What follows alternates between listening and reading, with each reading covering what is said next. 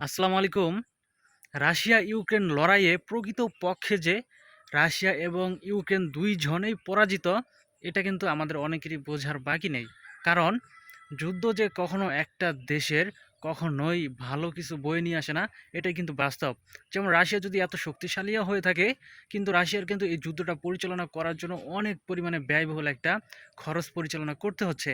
অপরদিকে আমরা ইউক্রেনের দিকে যদি তাকাই, ইউক্রেন কিন্তু তাদের সামান্য একটা ছোট রাষ্ট্র নিয়ে, যদিও এত বড় একটা রাষ্ট্র রাশিয়ার সাথে যুদ্ধে জড়িয়েছে, কিন্তু ইউক্রেনেরও কিন্তু অনেক সেনা হারিয়েছে এবং প্রকৃতপক্ষে তারাও কিন্তু অনেক অর্থের ক্ষতির সম্মুখীন হয়েছে।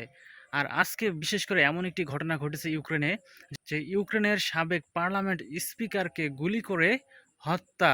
ইউক্রেনের সাবেক পার্লামেন্ট স্পিকার আন্দ্রি পারুভি ইউক্রেনের পশ্চিমাঞ্চলীয় লবিভ শহরে গুলি করে তাকে হত্যা করা হয়েছে। স্থানীয় সময় শনিবার 30শে আগস্ট দুপুরে অজ্ঞাত একজন বন্দুকধারী তাকে লক্ষ্য করে একাধিক গুলি চালায়। এতে ঘটনাস্থলেই তার মৃত্যু ঘটে। হামলাকারীকে ধরতে দেশজুড়ে নানাভাবে অভিযানে নেমেছে সেই দেশের আইন শৃঙ্খলা বাহিনী। রোববার 31শে আগস্ট এক প্রতিবেদনে এ তথ্য জানিয়েছে বার্তা সংস্থা রয়টার্স। এই হত্যাকাণ্ড সরাসরি রাশিয়ার বিরুদ্ধে চলমান যুদ্ধের সঙ্গে কোনো সম্পৃক্ততা কিনা তাও তদন্ত করে দেখা হচ্ছে। লবিবের মেয়র আন্দ্রি সাদেভিও বলেন, আমাদের দেশ যুদ্ধাবস্থায় রয়েছে, আর আমরা দেখছি নিরাপদ জায়গা এখন আর কোথাও নেই ইউক্রেনের মধ্যে।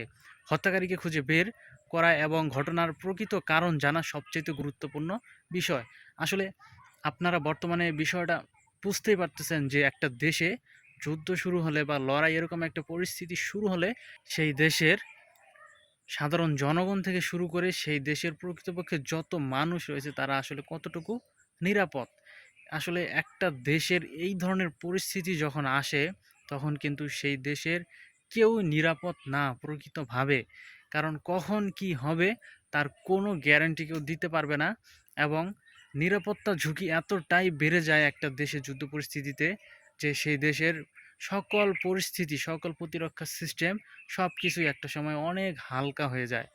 তবে এই পৃথিবীতে আসলে এই যুদ্ধগুলো বন্ধ হওয়া উচিত। কেননা এই যুদ্ধে সবসময় বেশিরভাগ ক্ষতির সম্মুখীন হয় সেই দেশের সাধারণ অথবা বেসামরিক জনগণ। আর যারা উচ্চ পদে রয়ে থাকে তারা কিন্তু আসলে অনেক সেফটি জায়গায় থাকে, অনেক সিকিউরিটির ভিতরে থাকে, তাদের কিন্তু ক্ষতির সম্ভাবনা অনেক কম। কিন্তু ক্ষতির সম্মুখীন হয় বিশেষ করে সাধারণ জনগণ। তাই আমরাও চাই এই রাশিয়া এবং ইউক্রেনের মাঝে চলমান পরিস্থিতি যাতে খুব দ্রুত বন্ধ হয়।